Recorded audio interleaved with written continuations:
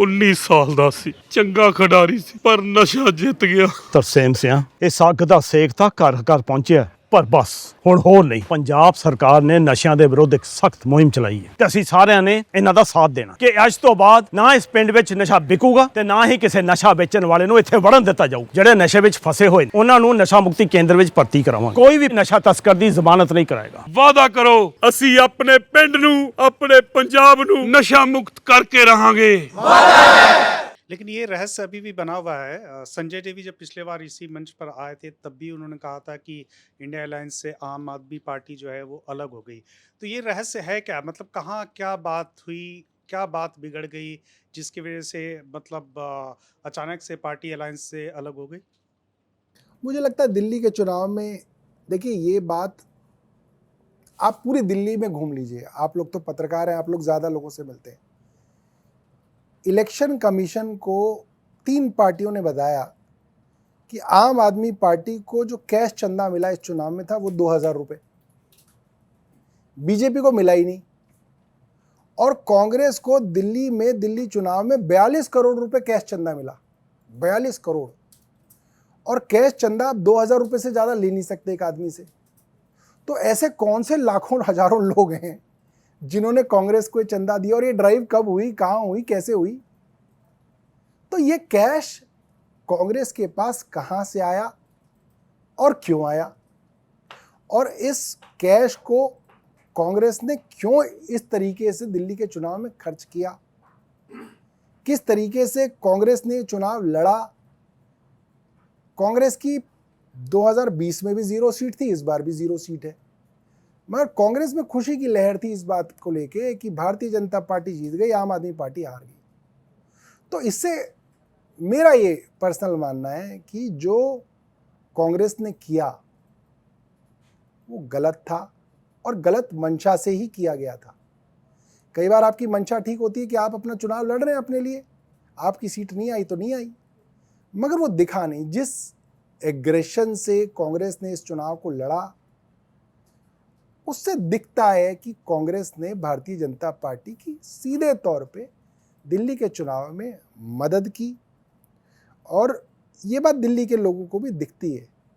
तो मेरा ये मानना है कि मैं पर्सनली इस चीज़ को लेके, कांग्रेस को लेके मेरे मन में काफ़ी सवाल हैं, और भारतीय जनता पार्टी इसका अभी तक जो है जांच ही नहीं करा रही है।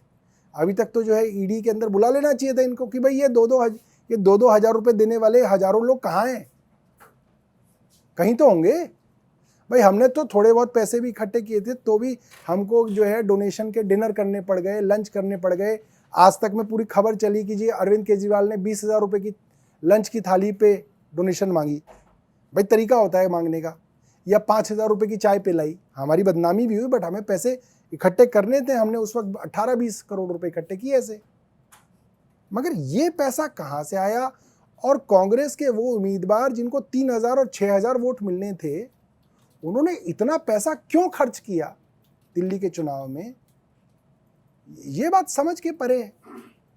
तो कांग्रेस ने ठीक नहीं किया, कांग्रेस को करना नहीं चाहिए था। और एक विपक्षी एकता के अंदर सबसे सीनियर प्लेयर होने की कुछ जो है आपकी जो जिम्मेदारियां हैं, मुझे लगता है वो जिम्मेदारियां कांग्रेस नहीं निभाती, चाहे वो तृणमूल कांग्रेस के साथ हो, चाहे वो समाजवादी पार्टी के साथ हो, चाहे वो अन्य अपने अलायंस पार्टनर्स के साथ हो। कांग्रेस इसके अंदर अपना जो है दिल छोटा रखती है।